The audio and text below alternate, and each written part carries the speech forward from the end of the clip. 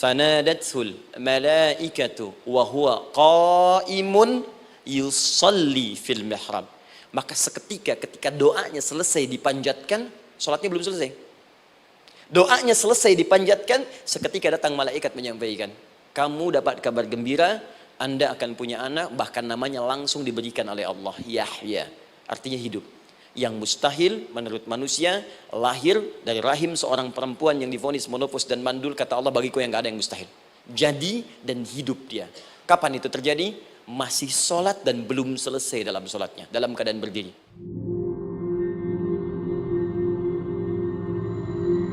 Karena itu semua nabi dan rasul, bahkan orang soleh, ketika punya persoalan dalam hidupnya, even itu hanya menulis karya ilmiah, maka mereka akan memulai dengan sholat dan minta kepada Allah Subhanahu Wa Taala.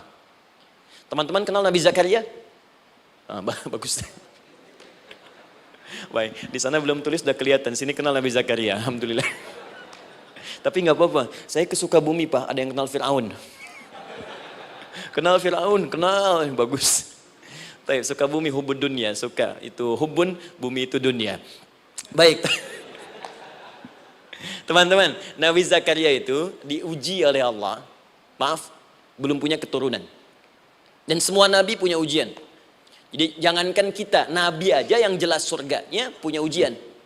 Ya, Anda pernah sakit, Nabi Ayub sakitnya lebih parah dari kita. Ya, Anda di keluarga belum ada keturunan, Nabi Zakaria pernah lebih daripada kita. Sampai rambutnya memutih, fisiknya sudah letih, dan menurut medis, maaf sekali, istrinya divonis tidak mungkin punya keturunan, monofus dan mandul, mustahil. Secara klinis gak mungkin, secara medis tidak mungkin. Maka Allah tunjukkan satu isyarat yang sangat luar biasa. Jika Anda mendapati situasi makhluk mengatakan ini mustahil dan sudah angkat tangan, ini tanda pertama dari Allah, langsung tinggalkan pendapat manusia, langsung memohon kepada Allah. Maka turunlah beritanya di Quran surah ketiga Ali Imran ayat 38 sampai 39. Paling kanan sebelah atas di mushaf. Sekarang perhatikan kalimatnya, saya mau sambungkan dengan Al-Fatihah tadi. Hunalika da'a Zakaria rabbah. Di mihrabnya Nabi Zakaria salat bermohon kepada Allah. Qala rabbi habli min ladunka dzurriyyatan thayyibah. Kemudian ia berdoa, Rabbi habli, ya Allah yang maha memberi tanpa batas. Ini adab pertama, kalau teman-teman mau berdoa, sebut nama Allah sesuai dengan hajat kebutuhan kita. Itu yang disebut dengan al-asma'ul husna. Di asma'ul husna itu bukan nama-nama indah yang sekedar dihafal, bukan. Tapi nama yang diberikan oleh Allah sesuai dengan kebutuhan hidup kita. Dalilnya Quran surah ke-17 ayat 110. Ya, paling kanan sebelah atas di mushaf, ke pertengahan. Ya, kata Allah, Qulid Allah. Jika Anda punya persoalan, sebut nama Allah. Allah Awir Rahman atau Ar-Rahman. Ayyamma tad'u, tapi kalau Anda ingin spesifik meminta, falahul asmaul husna. Pilih nama Allah, ia punya nama-nama yang indah sesuai kebutuhan kita. Jadi kalau teman-teman misalnya minta kelancaran rezeki, sebut ya Allah ya Razzaq. Anak mau ujian, ya Allah ya Al-Alim. Di proyek misalnya ada hambatan, ada gangguan, ya Allah ya Al-Jabbar ya Al-Malik.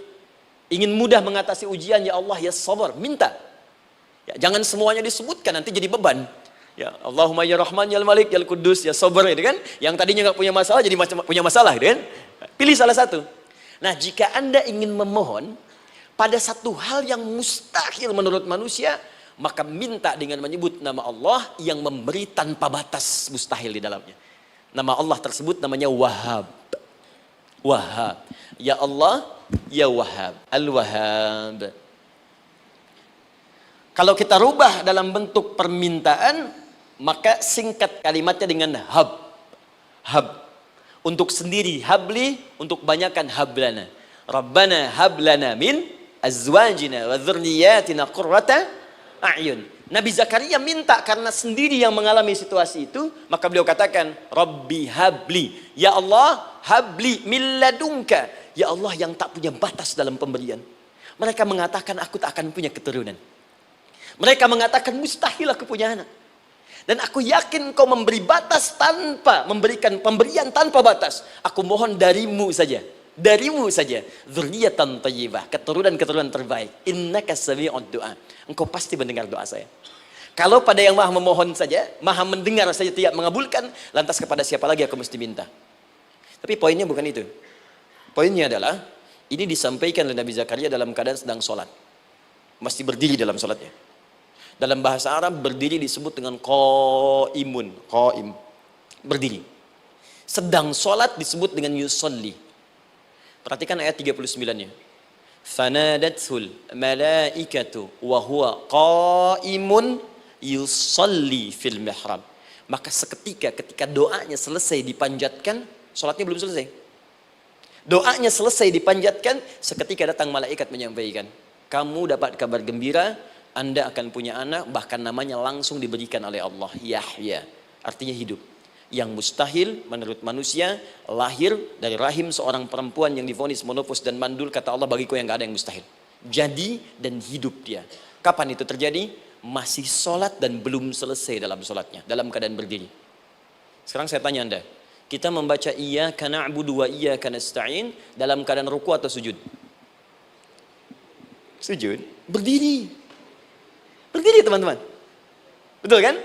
Dalam keadaan berdiri saat baca Al-Fatihah. Iyyaka na'budu wa saat kita mengatakan wa iyyaka nasta'in, Allah balik bertanya, apa yang kamu butuhkan? Nabi Zakaria itu sholat dulu baru minta. Kita umat Nabi Muhammad karena keutamaan nabinya, sebelum sholat udah ditunggu. Butuh apa? Mau minta apa? Karena itu, saya ingin katakan, ayo manfaatkan momentum sholat ini. Jangan sekedar kita kemudian tunaikan formalitas, tapi kita tidak mendapatkan keuntungannya. Ayo, semuanya. Dari mulai takbir sudah ada doa. Ruku ada doa. Bahkan sujud kita bisa perbanyak dalam bahasa hati kita untuk memohon kepada Allah Subhanahu wa Ta'ala. Jelas sampai di sini?